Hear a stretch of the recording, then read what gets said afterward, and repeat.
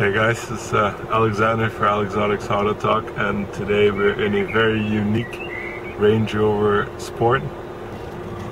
Not quite an exotic, no, maybe arguably not Alexotics worthy, but I like Range Rovers. I like the king of the road feel. You feel like you're on a big ship, but it's air suspension and it's square bonnet, and it's quite a unique feel. I mean, you can drive any other SUV and it just won't be the same. You'll feel like you're in kind of like a heightened sedan, but this in a Range Rover Sport, you really feel like you're in a Range, you're in a Land Rover, and it's quite a unique feeling. This car is a diesel.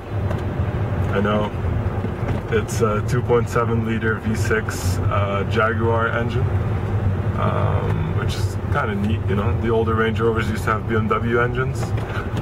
Then of course Land Rover got taken over by Ford, so they've put some Jaguar V8s and V6s in their cars, a couple of Ford engines as well. So yeah, we're driving a 2.7 liter diesel. It's quite quick actually. I mean, it just has a bit of a pause every time you hit the throttle.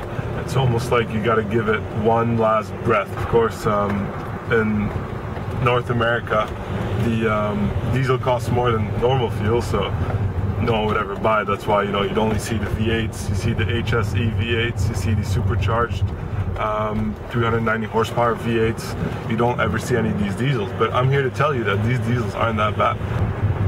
Little things I don't like about this car are the interior finish. I think they could have used a little bit less plastic for a Range Rover. You know, you pay quite a bit of money for this car and you end up with kind of this dark, hard, plasticky finish, which I think is a shame. They should keep that for the Defenders and the LR3s.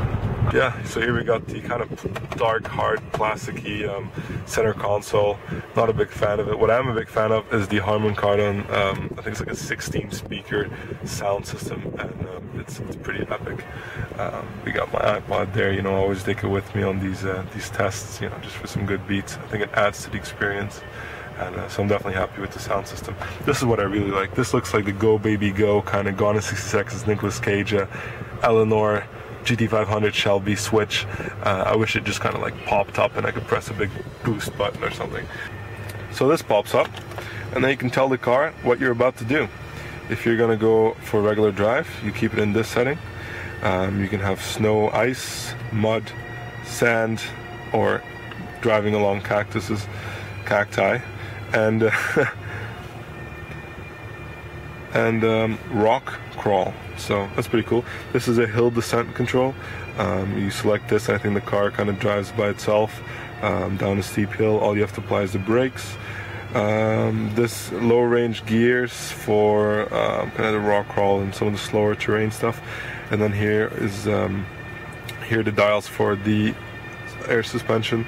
Raise the car, lower the car, lock the ride height if you're in like a parkade or something. This is a very unique Range Rover because of the color combination. The green interior with the dark gray exterior is something you don't see very often. You see a lot of black on black, you see a lot of white on black, gray on black, dark blue on beige, but never ever in my life have I seen another one of these. The upholstery of the car is quite neat. You've got kind of like a mossy green seat trim with like a lighter beige door upholstery. You know, I think it looks great, it feels great. I fit in it quite well, not perfectly.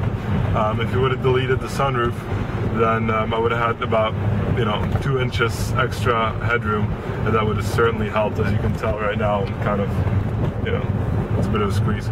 But, you know, the seats are comfortable, seats are really thick. I really like the thickness of the seats. It makes you feel like you're in a really solid car. You know, I don't like the newer flimsy seats and like the big Range Rover, you know, they're very flimsy. I think a Range Rover needs a big, thick seat. So what I'm going to do now is I'm going to get the range to go from its high setting to its lowest setting, but for that I got to keep the door closed, so I'll just lean in and flick this switch here. I'll push it twice, and I'll show you the instrument cluster to show you what it tells me. Okay, click it twice. It tells me that.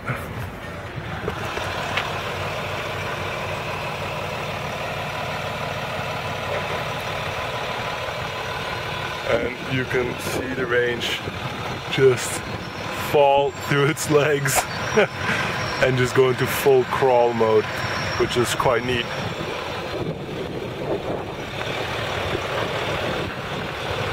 So we got a low rider on our hands right now, and I think that is the Range Rover's coolest party trick,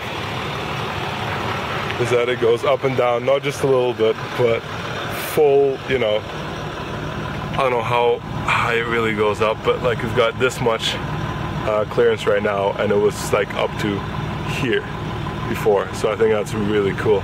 It's all done by those airbags deep in there. So yeah, you know, we got the 20-inch V-spoke wheels in this car. They're in my opinion the best looking wheels for this car. It's not the same color as what the car got released in. It was shown in Rimini red and Vesuvius orange. This car is great. And I can't help it, but whenever I'm in a range, I just can't help but smirk a little bit. You know, it's like you got this, you're kind of like a boss. A boss in a range. A big, massive, tremendous, horrible, gigantic downfall of this car is that you see way too many of them. I'm here in Belgium, and God knows, you know, we don't all drive Range Rovers, but it just seems like every 10th car on the road is a Range Rover or Range Rover Sport. It's ridiculous. Especially the newer ones. I mean, if I would personally have the money lined up, I probably wouldn't buy one just because you see so many. And if I would buy one, I'd get one in orange with black wheels and bright yellow interior, just to be different. 60,000 euros, what is that in dollars? That's in Canadian dollars, that's times 1.4. So 60,000 times 1.4 is about $84,000. Would I pay $84,000 for a Range Rover Sport? Yeah, maybe. If I can find one in orange. It's this Range Rover cannot live up to some of the interior finishing, the drivability of a BMW. When you turn this car into a corner, it rolls like nothing I've ever driven before. You can take the option, I think it's called anti-roll, what is it called? It's called, with the new TD V8s and the superchargers, I think it comes with a anti-roll kind of stiffer suspension function.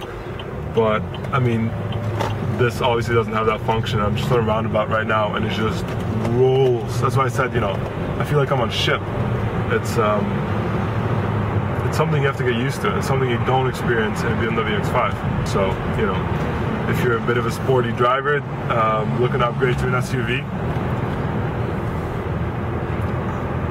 I don't want to say it, but I wouldn't exactly put the Range Rover Sport on the top of my list. But I do still think this car looks epic. It looks great from every angle. Well, maybe not so much from, like, you know, straight on from the rear, but I think this car looks great. It'd be a tough choice whether or not I'd buy this if I had the money. But I certainly do enjoy driving it.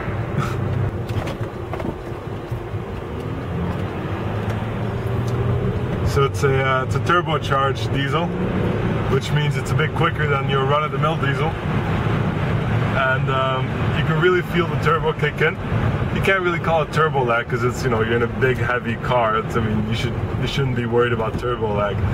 One of my favorite features, I know I'm old school, is the automatic retractable side view mirrors. There's not really much we can do with a Range Rover unless we're allowed to take it off-road, which I'm not. So that's it, really. I think I've told you what I need to tell you. It's a really fun car to drive. It's got a king of the road feel to it, but it doesn't drive as well as some of the other kind of raised up sedans, like, you know, some of the German brands. You know, but I love the feel of it. Puts a smile on my face every time I get behind the driver's seat. It's kind of built for me. I'm a tall guy. I like the thick seats, and I like the ride height. I mean, it's a car that really matches me. I like some of the finishing, some of the touches. I like some of the details. The gear lever is quite cool, and love the sound system. But I gotta invite you to read the write-up for the final verdict. So with that, I'll leave you guys, and thanks for watching.